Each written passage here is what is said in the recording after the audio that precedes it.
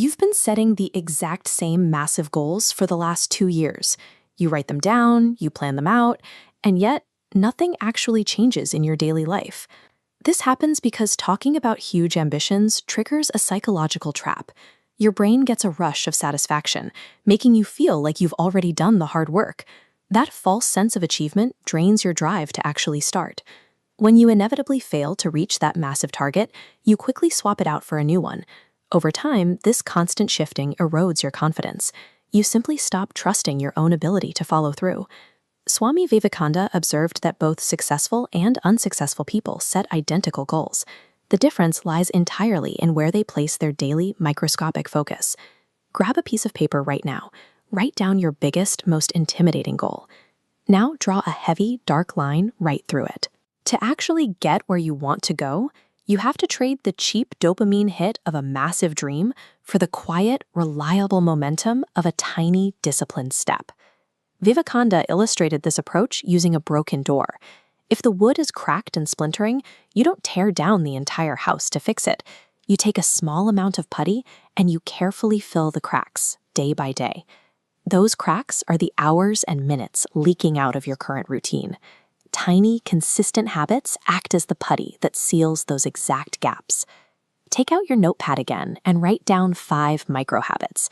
Keep them extremely specific and strictly capped by time. For example, waking up exactly 30 minutes earlier, or completing 20 minutes of physical activity. Setting a rigid time limit is crucial. If you say you'll exercise for 2 hours, you've just created another intimidating goal trap. 20 minutes is small enough that you cannot excuse your way out of it.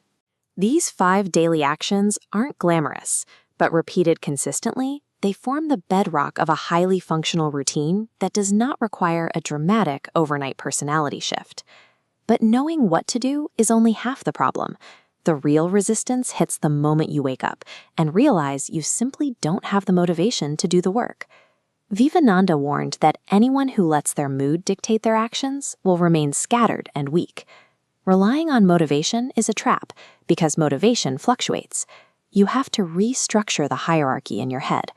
Relabel your emotional state as the servant and establish your daily checklist as the undisputed boss. When the alarm rings, your mood might scream that it's too cold or you're too tired. The checklist doesn't care. You execute the task whether you feel inspired or deeply resentful. By forcing action regardless of your emotional weather, you strip the mind of its veto power. You train it to execute orders rather than negotiate them. Even with an ironclad system, you are going to slip up. But the real damage doesn't come from missing a morning workout. The damage comes from the lie you tell yourself right afterward, the "I'll just do it tomorrow" excuse. Every time you brush off a failure with a weak excuse, you sever the connection to your own willpower. It's exactly like pulling the plug on a lamp. To restore that power, you have to kill the excuse. The moment you take absolute responsibility for the failure, the current flows back. This is the 3-step recovery protocol. Step 1, tell the truth and admit you dropped the ball. Step 2, take full responsibility. Step 3, take immediate action. Step 3 comes with a specific rule. Double down. If you skipped a 20-minute task, the second you catch yourself making an excuse, you drop everything and do 40 minutes. This protocol ensures that a missed habit doesn't spiral into a lost month. It turns every failure into a direct opportunity to remind your mind exactly who is giving the orders. You are no longer floating in a haze of massive, intimidating dreams. You have a precise list of small actions, a strict time limit for each, and a protocol for when you fail. This structured discipline echoes a core Upanishadic philosophy championed by Vivekananda. Strength is life and weakness is death. Every time you check off a small task on that list, you are voting for strength. Every time you skip one and make an excuse, you are giving in to the slow decay of stagnation. A missed day or a failed routine is not the end of your progress. It is simply the starting line for your next attempt, provided you have the courage to try again. Look at your list of 5 habits right now. Pick one that takes 20 minutes, step away from the screen, and go execute it immediately.